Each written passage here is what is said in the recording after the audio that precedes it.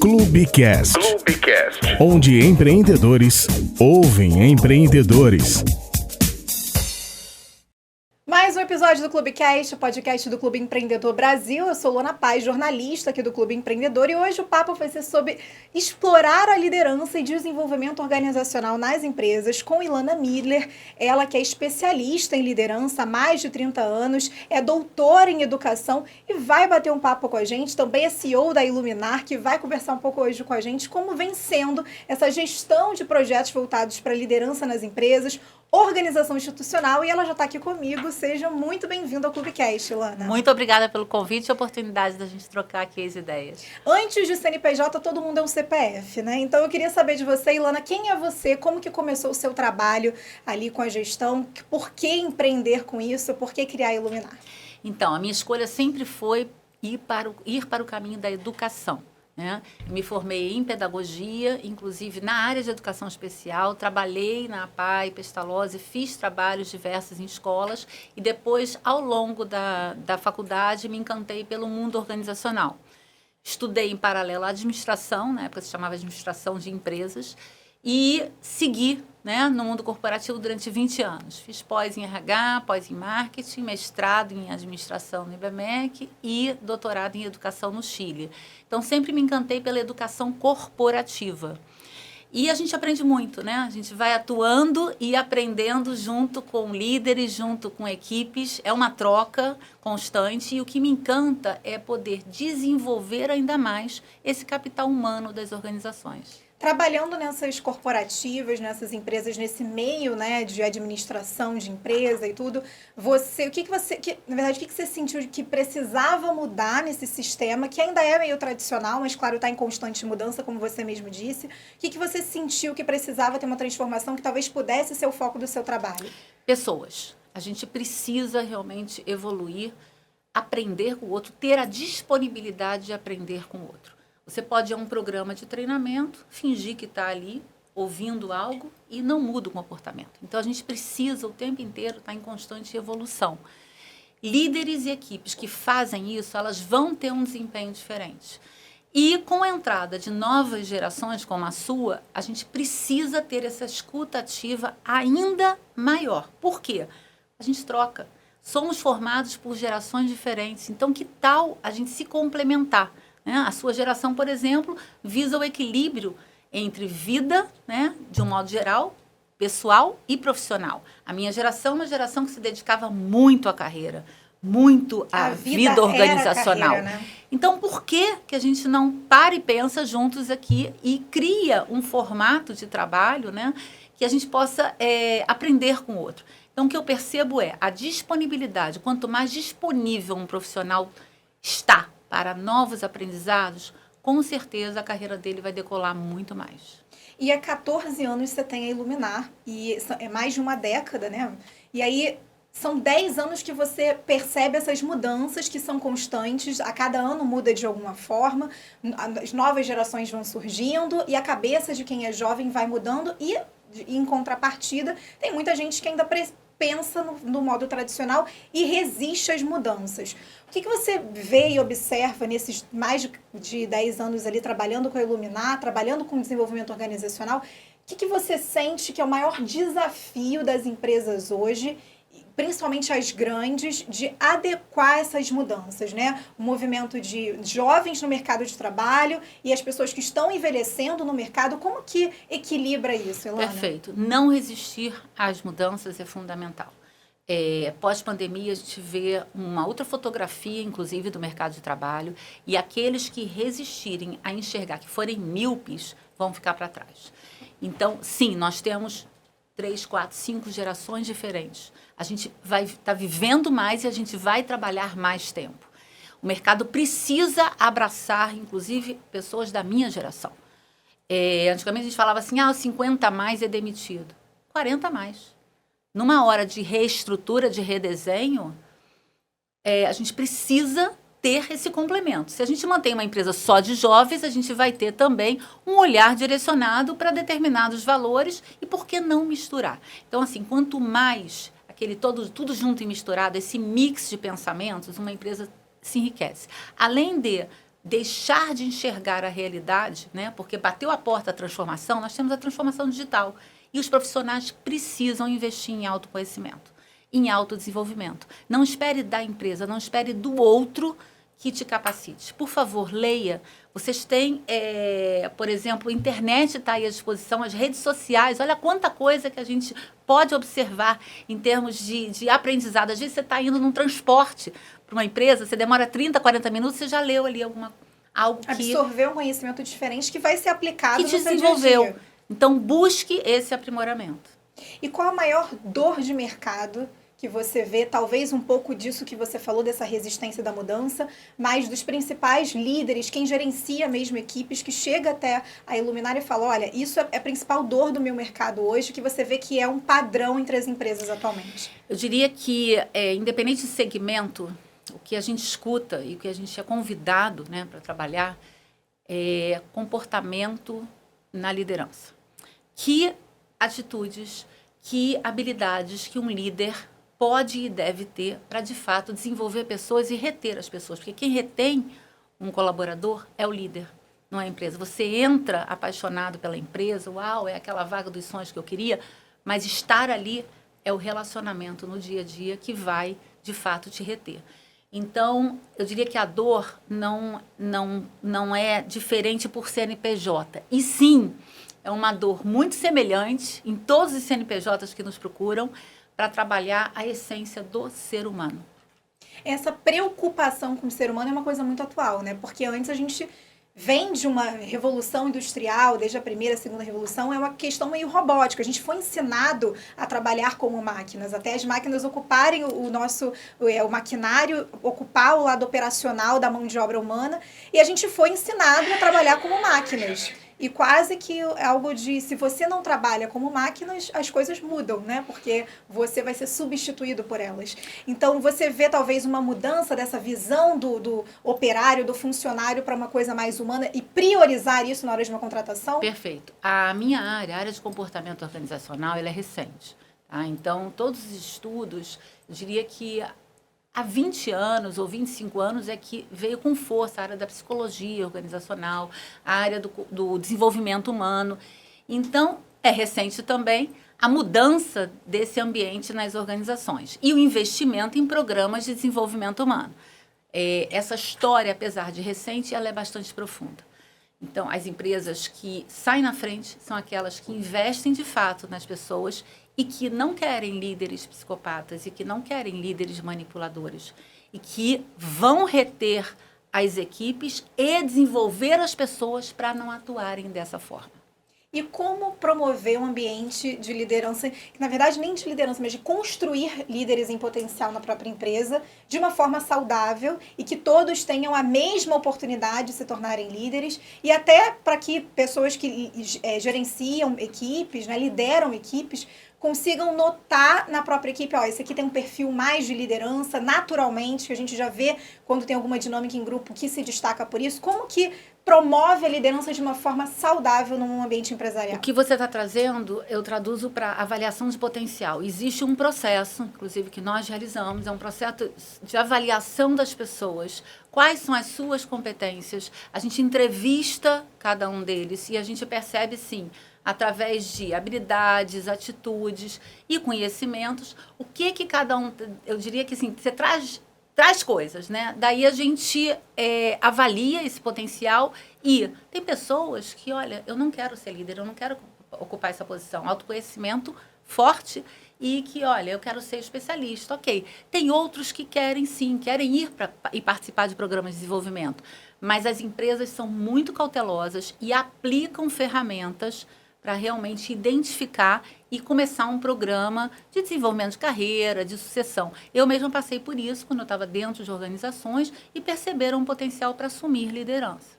E aquela pessoa que provavelmente, muitas empresas devem enfrentar isso, tem um perfil de uma pessoa que não consegue se desenvolver no coletivo, então é um pouco individualista, mas quer ocupar uma posição de liderança, que a liderança você acaba servindo aos outros para que você tenha ali um trabalho em conjunto. E aí chega de fato a um líder de equipe e e demonstram interesse em se tornar um potencial líder no futuro, mas não têm atribuições e nem características que possam ser desenvolvidas para, de fato, se tornar um líder. Como é que essa empresa trabalha com essa pessoa? É importante o que você falou. Aqueles que você citou assim, pode ter um que seja mais individualista. Então, isso é um comportamento, você está falando de personalidade. As empresas, a gente não tem o direito de trabalhar a personalidade de ninguém. Personalidade você vai trabalhar no teu terapeuta se você quiser. As empresas trabalham comportamento. Então, se um profissional, ele mesmo se percebe como mais individualista, ok. Mas, em termos comportamentais, o que ele pode aprender? Como que ele vai trabalhar ainda mais em equipe? Como que ele vai escutar mais outro? Aí vem as competências. Comunicação, negociação, relacionamento interpessoal, inteligência emocional. Tem uma série delas que se desenvolvem em programas de liderança. E é isso que acontece. Muitas pessoas que chegam numa área de gestão de pessoas ou conversam conosco, Ilana, eu quero ocupar a posição de liderança, mas ainda estou inseguro, eu resolvo as coisas muito sozinho. Ok, vamos desenvolver o comportamento. Quais são os serviços que a Iluminar ela oferece para essas empresas? E até acho que você pode, nessa resposta, você trazer um pouco de qual reflexão essas empresas têm que ter enquanto equipe, enquanto líderes de mercado, que é algo que elas precisam trabalhar dentro das organizações delas. O que as empresas vêm mais trabalhando e o que a gente oferece com força é a avaliação de potencial, como você mencionou. Quanto mais um profissional se conhece, mais oportunidades vai ter ali dentro e as empresas vão também convidando para outras posições. Avaliação de desempenho, implementação, né? Eu chamo assim, uma fotografia de esse ano. Como você está esse ano? Que fortalezas você vem desempenhando e o que você pode aprimorar? Então, em geral, as empresas durante o ano, né? Os 12 meses. Às vezes não é um ano certinho, de janeiro a dezembro, cada uma tem a sua contagem, mas durante aquele período se avalia o potencial e o desempenho do colaborador. Programas de desenvolvimento diversos, programas de mentoria, liderança feminina, desenvolvimento de mulheres para ocuparem posição também de líder, né? Coaching. Então, são os programas que mais a gente vem implementando e, de um tempo para cá, com muita força, a gestão da remuneração. Que é a preocupação também em termos de remuneração fixa e variável. Como que a gente pode desenhar um pacote para atrair e reter as pessoas. Também essa questão da liderança feminina, a gente vê que ainda existem muitos líderes masculinos, e aí é uma empresa que às vezes tem o slogan de diversidade, junta as mulheres, a mulherada ali no dia da mulher, mas no decorrer do ano a diversidade vira apenas uma cota, né? Uma pauta ali, a gente bateu a cota feminina na posição ali de mercado, mas não tem nenhuma mulher em cargos de direção, de coordenação, de liderança. Como que você vê esse movimento das mulheres se tornando líderes de mercado, líderes das próprias empresas e tendo essa diversidade mesmo, equiparar isso, na verdade? Como é que você tem visto isso? Então, ações afirmativas precisam ser feitas para que isso ocorra e em relação à diversidade, equidade e inclusão. O que é uma ação afirmativa? Pessoas com deficiência. Temos uma legislação que inclusive multa aqueles que não têm um determinado percentual de pessoas com deficiência na organização. O que aconteceu agora há pouquíssimo tempo? A implementação de uma legislação. E as empresas estão respondendo um questionário em relação a mulheres. E aí eu não estou falando liderança feminina, mulheres. Quantas mulheres tem na organização? E as indústrias? Por que as mulheres não podem ocupar a posição, cargos que são operacionais em indústria? E a gente percebe ainda uma fotografia no Brasil com poucas mulheres. A gente tem muitas indústrias e poucas mulheres ocupando esse espaço. A legislação vai ajudar, sim, porque aí, né, o que vem? Vem multa, né? E com certeza é uma ação afirmativa que pode corroborar para mais mulheres no mercado de trabalho. Hoje a fotografia, e em especial pós-pandemia, ainda é uma fotografia com muitas mulheres. A gente tem quase 53% de mulheres no Brasil e, no máximo, 35% empregadas. E aí eu estou falando em geral, tá? Não estou falando empregadas CLT, estou falando empreendedorismo também. Nós temos poucas mulheres trabalhando ainda, por quê? Uma série de dificuldades, de flexibilidade. São mulheres que são chefes de família, que dificilmente conseguem assumir as questões de casa, atividade de casa, com filhos e equilibrar com o trabalho. Então, o que a gente precisa? Ações afirmativas, benefício, por exemplo, numa empresa pode ser horário flexível. O benefício pode ser uma creche ou algo mais estendido até 6 anos, uma criança pensado, de 5 né? anos e 12 meses. São ações que vão favorecer e fortalecer a nossa empregabilidade. E quando você fala desse desenvolvimento de lideranças femininas em potencial nessas empresas, como que vocês montam um projeto, né, claro, adequado a cada empresa, a cada cultura de empresa, mas como que vocês pensam nisso para, de fato, implementar algo que funcione de maneira assertiva nessas instituições? Perfeito. Na prática, mentoria. Então, você vai convidar mulheres que já ocupam ou ocuparam posição de liderança e elas vão ser mentoras dessas participantes que ainda não tiveram essa oportunidade. Algumas, já me deparei com várias participantes de programas como esse que falaram, olha, meu interesse não é liderar, mas eu quero conversar com vocês coisas aqui que no meu dia a dia eu estou com dificuldade, como uma mulher atuando na minha área. Então, nem necessariamente, não precisa ser um programa de mentoria para a liderança, mentoria para mulheres. A gente está lançando um agora que justamente foca mulheres acima de 25 anos, porque, em geral, as empresas pedem, Ilana, eu quero uma mentoria para mulheres acima de 40, justamente para a gente ver a posição de liderança. Ok, e as de 25? A gente não vai conversar? As de 30? Essa nova geração chegando no mercado com muitas dúvidas, inclusive se queixando da falta de equilíbrio vida pessoal e profissional. Não podemos interagir? Então, as empresas têm se interessado. E aí vocês mudam o olhar e o pensamento dessas empresas, né? Claro. E tem uma coisa também do etarismo, tanto com mulheres e homens mais velhos, né? Desse retorno ao mercado, que muitos acabam sofrendo aquele movimento que você mesmo falou, de mais 40 não combina mais com a cultura da empresa, preciso de gente mais jovem no mercado, acha que só o jovem vai trazer a atualidade, e aí é cortado e precisa retornar, fazer um plano de carreira para voltar à atividade, ou então o etarismo com pessoas mais jovens, que aí não coloca uma mulher mais jovem, um homem mais jovem para desempenhar uma função, porque não dá o crédito, não quer dar credibilidade, não acha que a pessoa tem potencial para aquilo. E aí, esse equilíbrio é muito difícil nas empresas. Acho que você sente muito isso. Mas como que se trabalha nisso de uma forma para você trazer pessoas mais velhas para o mercado, mas também dar oportunidade para os mais jovens? Achei perfeito. Você está tocando num problema que é mundial, tá? Não é só do nosso país. Etarismo é uma questão relevante demais. O mundo está envelhecendo. E quando eu falo 40 a mais, nem menciono mais, né, os 50 a mais, porque mundialmente muitas pessoas deixando de contribuir nas organizações. Então, é algo que precisa ser visto com urgência. Eu admiro empresas que estão oferecendo estágio para 50 a mais. E por quê? Porque, às vezes, a gente escolhe uma outra carreira e a gente mudou e precisa ter a oportunidade de estagiar.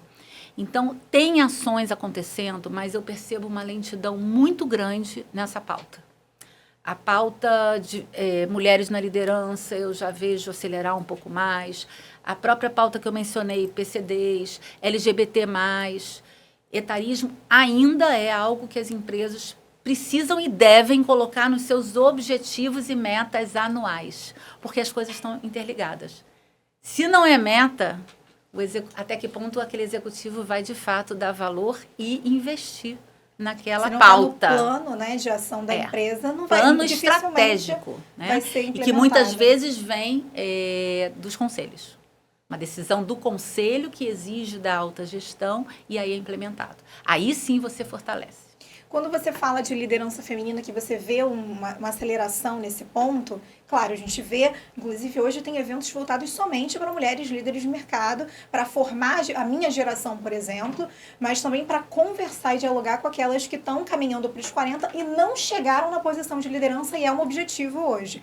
Mas existe também uma questão pelo menos eu falo muito por mim, por amigas, colegas de trabalho, de profissão, de mercado, que conversam comigo no sentido de difícil falar sobre se autopromover, vamos colocar assim. Tá. Se autopromover, a autopromoção às vezes é vista, interpretada como arrogância. Do sentido de, caramba, mulher gananciosa. Mas, na verdade, quando é um homem fazendo a mesma coisa, que cara legal, ele é visionário, ele quer mais. E essa visão ainda tem uma questão sexista, misógina, da questão de gênero. Isso. E empresas que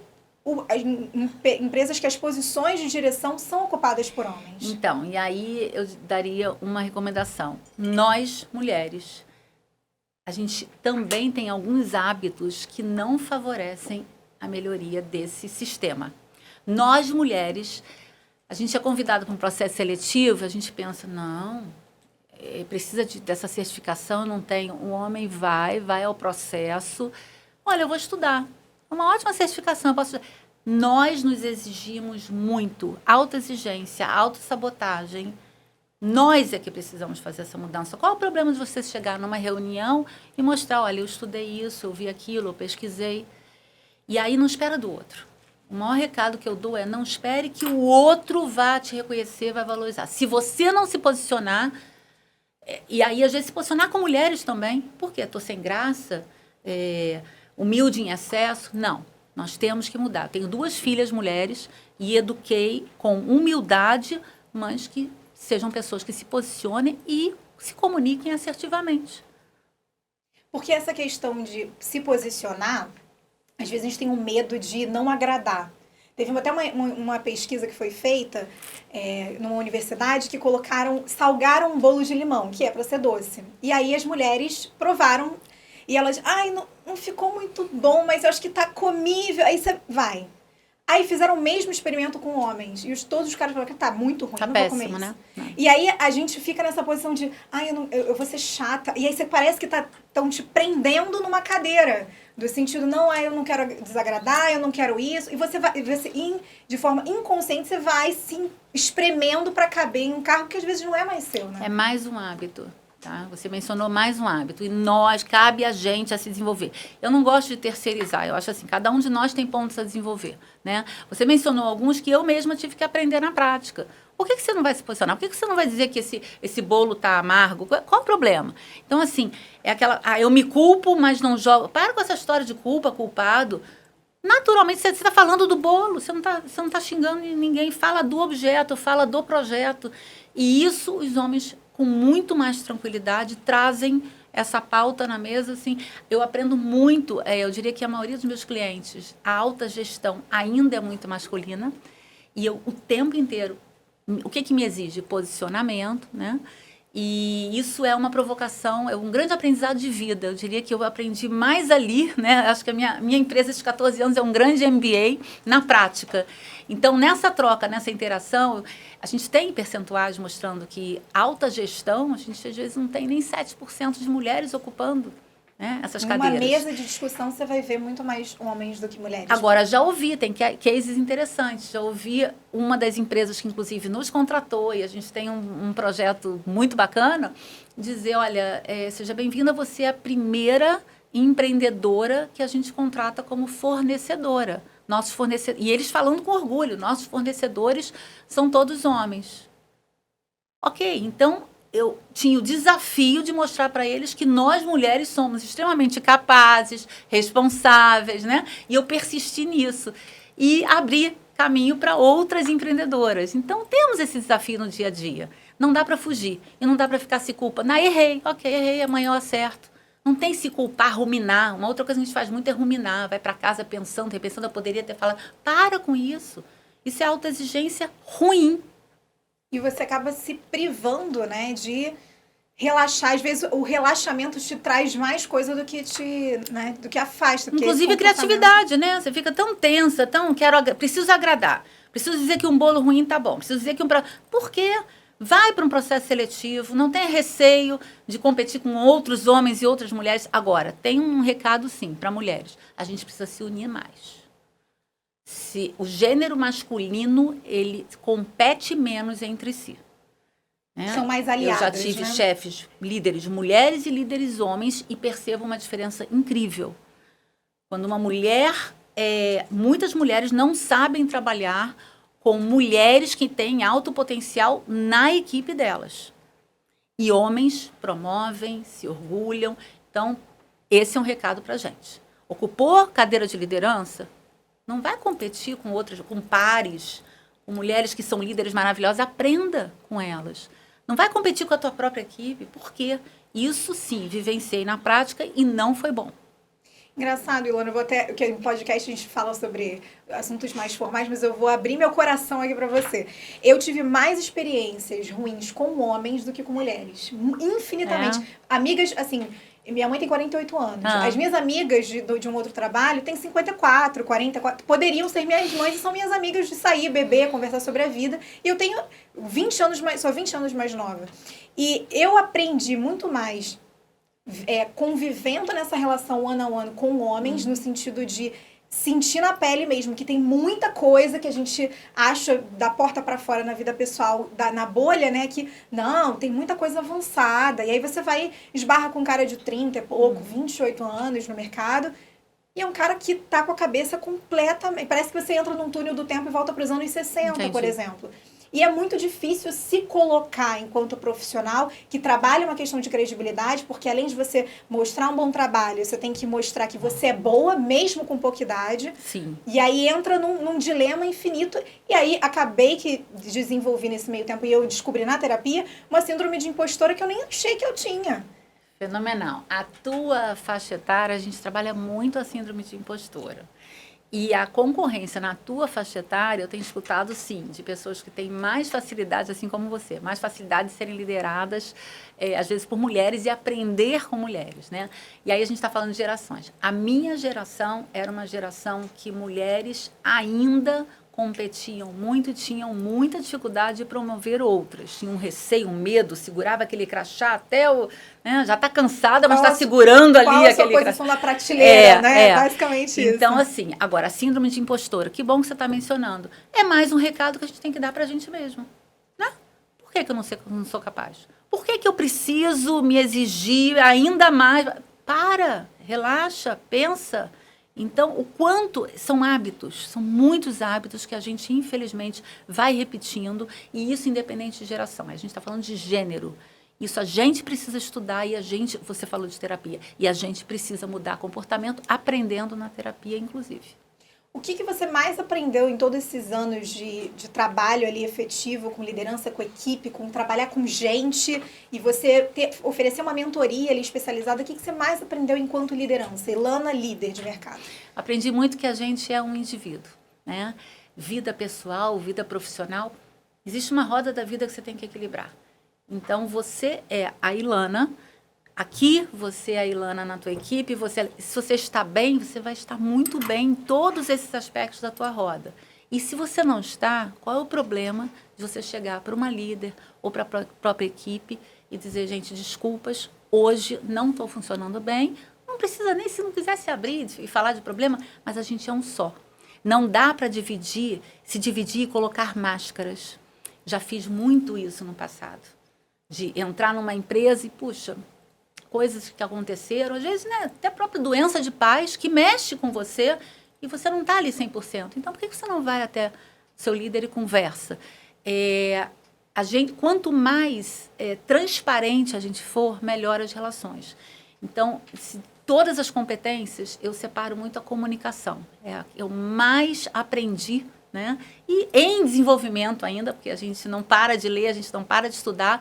E o quanto é importante a gente conversar, olhar no olho, escutar, porque as relações, às vezes, têm muitos ruídos, né?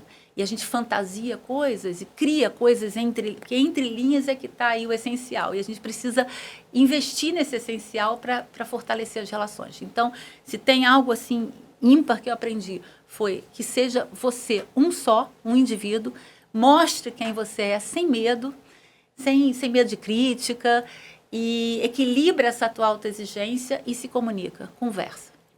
E, Ilana, ouvir isso é muito bom, porque você vai meio que dar um checklist em algumas coisinhas mentais, né? Que algumas coisas que precisam ser trabalhadas, outras coisas que ainda faltam ter conhecimento e ter contato com isso, e tudo bem, é a vida. Mas como que você vê, assim, olhando para a geração mais nova hoje, em questão de trabalho, de ocupação de cargos corporativos, que é um meio que você dá a corda e você puxa também, é muita competição. Como é que você vê a visão do futuro, assim, as profissões do futuro uma remodelagem, vamos dizer assim? Se você me perguntar em termos de profissões do futuro, agora a gente está percebendo vagas, por exemplo, bastante inteligência artificial, tecnologia, a própria área de humanas vem se destacando muito. Agora, em termos de nova geração, de escolhas, é uma geração mais nômade. Você vai recrutar alguém, eu converso isso muito com com executivos que são da minha geração, e que mencionam, puxa, Ilana, adorei, esse talento aqui vai ficar conosco 10 anos. Que isso? 10 anos? Então, você já viu assim, vamos analisar como um todo? Quantos anos as pessoas estão ficando casadas? Como é que está o investimento no relacionamento interpessoal? E, independente, sendo jovem, tua geração ou não. Então, assim, com pessoas da minha geração dizem, Ilana, eu quero trabalhar por projeto. Eu quero ficar 3 anos ali. Se trabalha muito por projeto. Tem países que você trabalha segunda a quarta num projeto e quinta e sexta em outro. E tudo bem. O olhar, antigamente a gente criticava muito essa história do nômade. E aí vieram pesquisas mostrando que a nova geração não compra carro, não tem interesse em comprar apartamento. Por quê? Porque está aqui, amanhã pode estar em outro país estudando algo, né? Isso independente de classe social. Quero ressaltar, independente de classe social. As pessoas estão buscando bolsas de estudo, estão buscando novas oportunidades e, nessa geração mais nômade, a empresa também está aprendendo a se relacionar.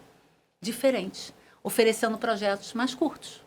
E eu acho que uma visão também, isso que você falou dessa mudança de estilo de vida, uma coisa mais nômade, isso eu sinto muito na minha geração, por exemplo, e vejo que é muito diferente de gerações que 10 anos já diferencia muito a mentalidade, né? Que antes as pessoas queriam uma coisa muito mais fixa, uma segurança, então, comprar um apartamento, financiar aquela coisa quadrada que a gente é ensinada. E a minha geração começou, não, peraí, eu não sei se eu quero isso, porque talvez não faz sentido para o meu estilo de vida. Então, os estilos vão mudando e as empresas, obviamente, têm que se adequar também a esse pensamento. Hoje, o que você mais fala, enquanto Ilana, trabalhando com a Iluminar, para esses empreendedores, empresários, que estão sentindo que, às vezes, construir uma empresa com uma cultura, com uma organização de desenvolvimento interpessoal ali, institucional, interno, e está tentando mudar esse período de desenvolvimento, de mudança da cultura das empresas? Trabalhar muito a flexibilidade e a adaptabilidade. Tá?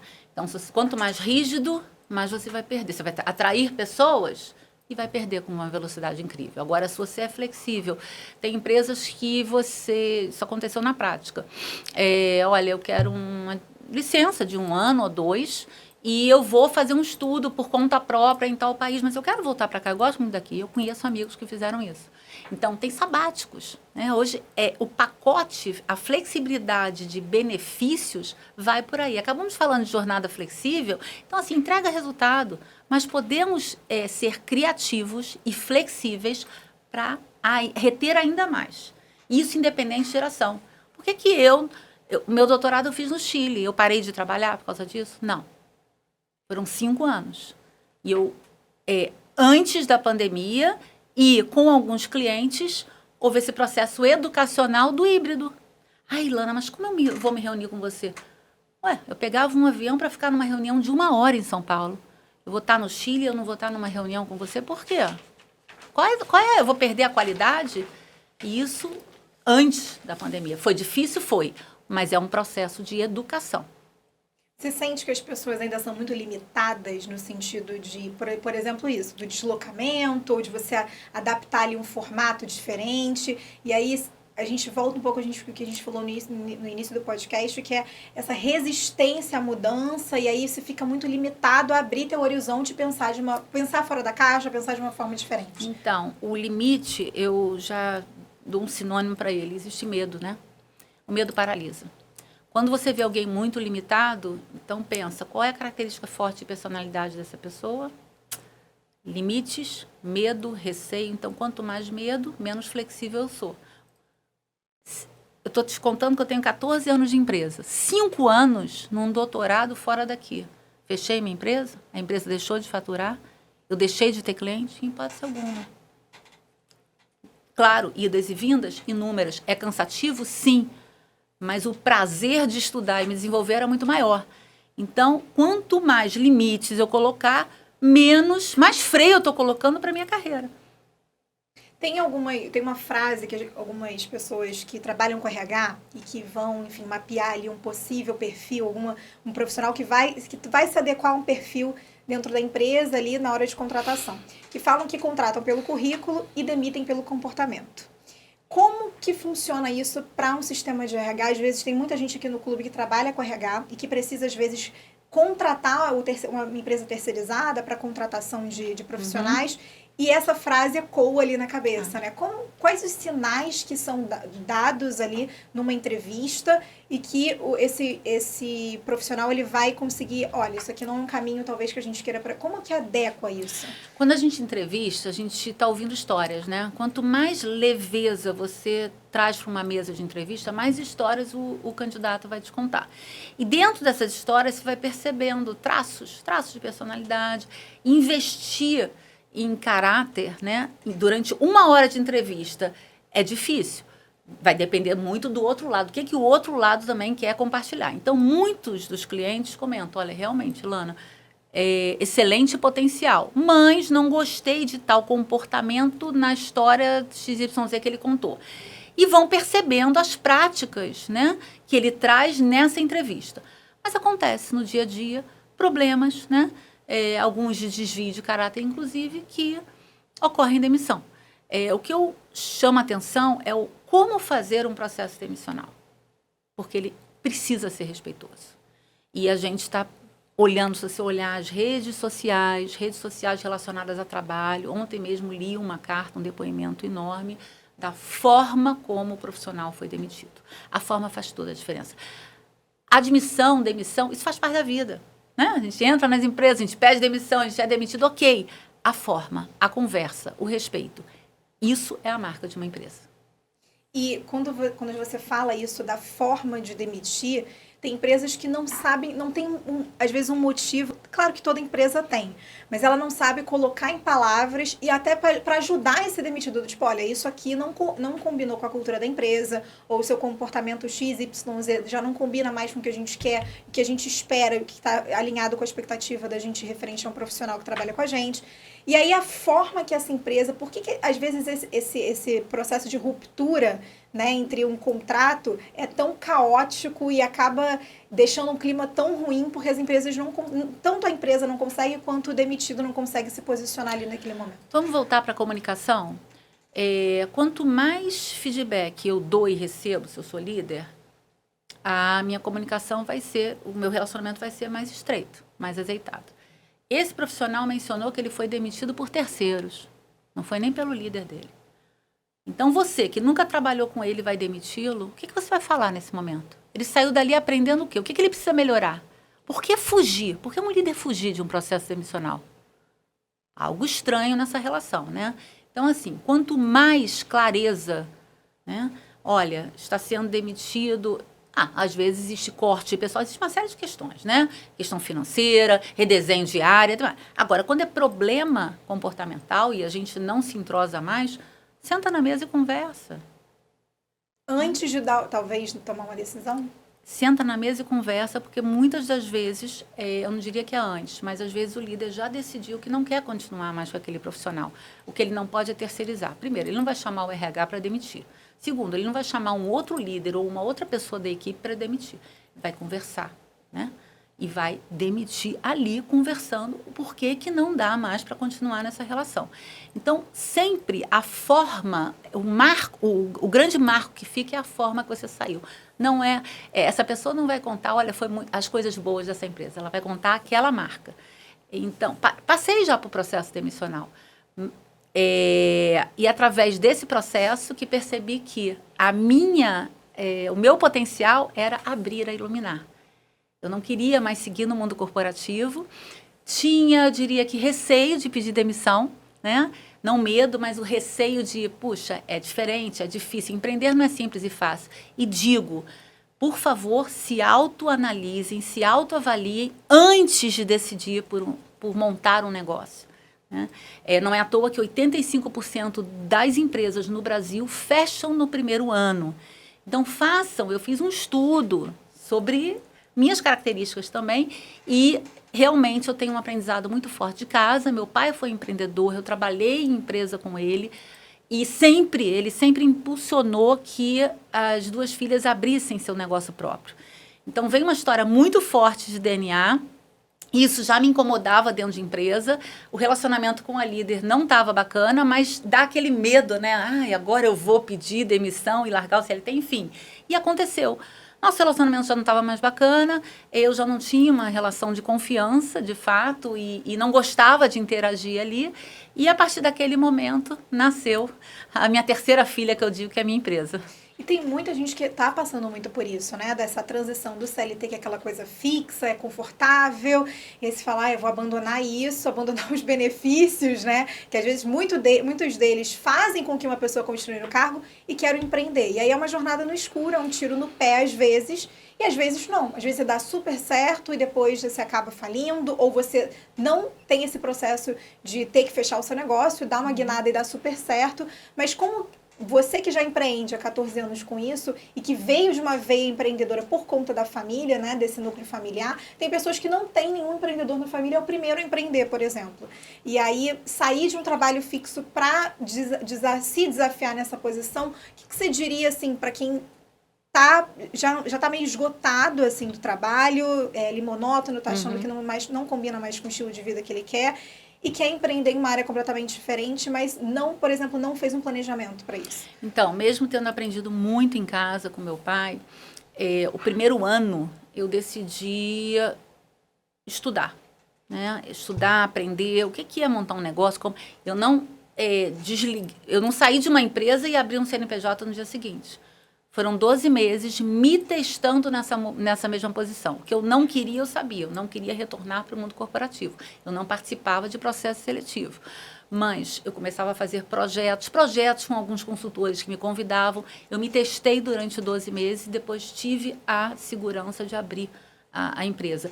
Eu recomendo, sim, que você seja um pouco estagiário dessa nova vida, né? Ah, mas abrir uma franquia é simples, é fácil? Por que simples e fácil?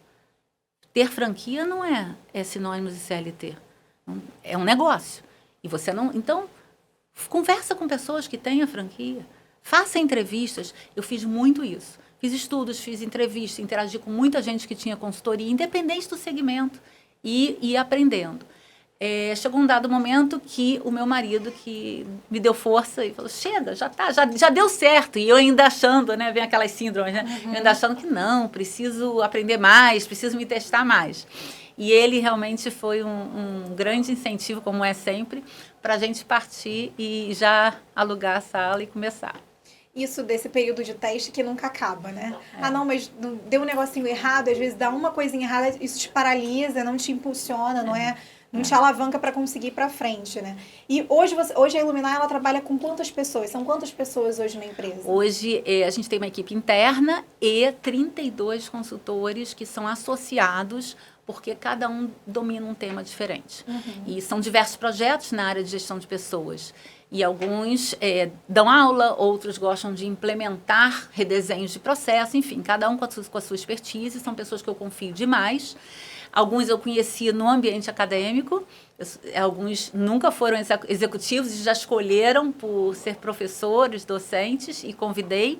E internamente a gente tem que ter uma equipe também, gerente comercial, diretoria de projetos, administrativo, para a gente poder vender e entregar.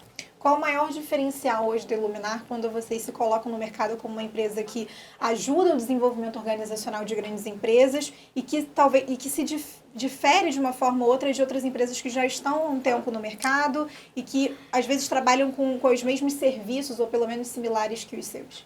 O que a gente escuta dos nossos clientes é o atendimento, é a customização. Personalizar muito é o desenho. Cada projeto, ele eu diria que assim, não existe copiar e colar. Existe ouvir muito a tua necessidade e montar um grupo que atenda a você.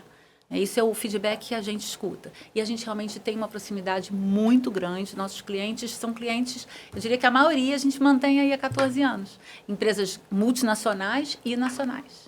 Maravilha, Ilana. Acho que inclusive, esse podcast que a gente gravou agora, eu vou passar para os meus chefes para que eles, né, consigam até repensar algumas coisas que já acontecem, o fluxo, essa coisa da importância do feedback, porque tem muito líder que se nega, né, a dar o feedback, eu não tenho que falar. Todo feedback precisa ser falado algo justamente para construir a jornada de outro profissional da melhor forma possível, internamente ou fora. né? Porque foi, como você mesmo disse, um funcionário ele vai falar da empresa, a forma também como ele entrou, mas também como ele saiu.